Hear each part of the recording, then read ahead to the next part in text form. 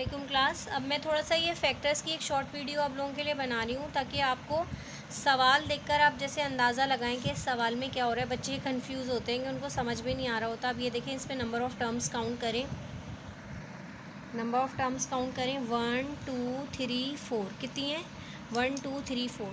तो जब भी आपकी नंबर ऑफ़ टर्म्स 4 होती है ना, तो आपके पास क्या पॉसिबिलिटीज़ हैं कि या तो ये कॉमन का हो सकता है 4.1 में जो है आपका, या तो ये कॉमन हो सकता है, या इधर आ जाए नीचे 1 2 3 4, यहाँ पे भी 4 है, या फिर ये क्यूब का हो सकता है।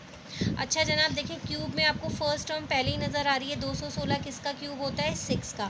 और लास्ट टर्म भी आपको z क्यूब नज़र आ रहा है, और 8 भी किसका क्यूब होता है? 2 का।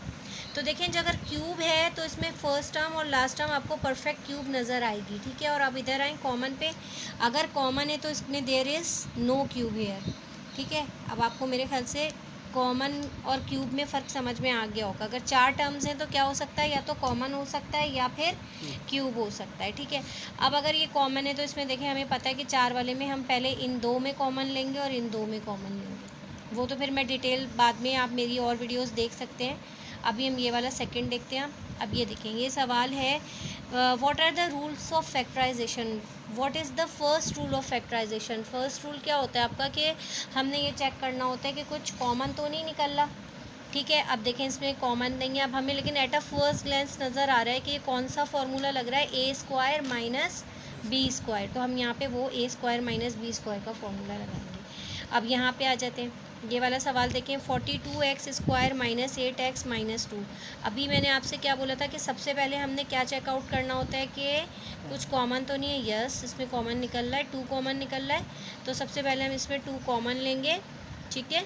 उसके बाद 2 2 ज़ा 4, 2 1 ज़ा 2, x² माइनस 4x माइनस 1। अब हम जब देखेंगे कि कॉमन निकाल दिया, अब अंदर क्या हो रहा है भाई, ये फर्स्ट टर्म परफेक्ट स्क्वायर नहीं है, ठीक है। अब जब कॉमन भी नहीं रह गया अंदर और जो है फॉर्मूला भी नहीं लग रहा, तो फिर हम क्या काम करते हैं? मिडिल टर्म ब्रेक करते हैं। क्या करते हैं? Middle term break. First term को लास्ट टर्म से मल्टीप्लाई करके देखेंगे। मिडिल टर्म ब्रेक के लिए और वीडियोस देख लीजिएगा कि क्या तरीका है। अभी सिर्फ पहचान समझा रही हूँ कि सवाल को कैसे आइडेंटिफाई करना है कि इसमें क्या काम हो रहा है। इधर आ जाइए। अब देखिए, ये वाला सवाल है हमारा x³ माइनस 8y³। अब इधर देखिए, हमें नज़र ही आ रहा है ना, यहाँ पे a³ कौन सा फार्मूला लग रहा है, इसको देखते ही क्लिक हो रहा है, a³ माइनस b³। ये तो ऐसे ही समझ में आ गया।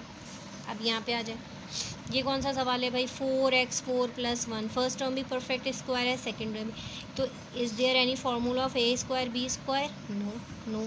अब हम तो यही कहेंगे कि नहीं है भाई। क्यों? हम यहाँ पे कौन सा लगाते हैं, a² + 2ab + b²। अब a² भी है, b² भी है, ज़्यादा क्या आ रहा है?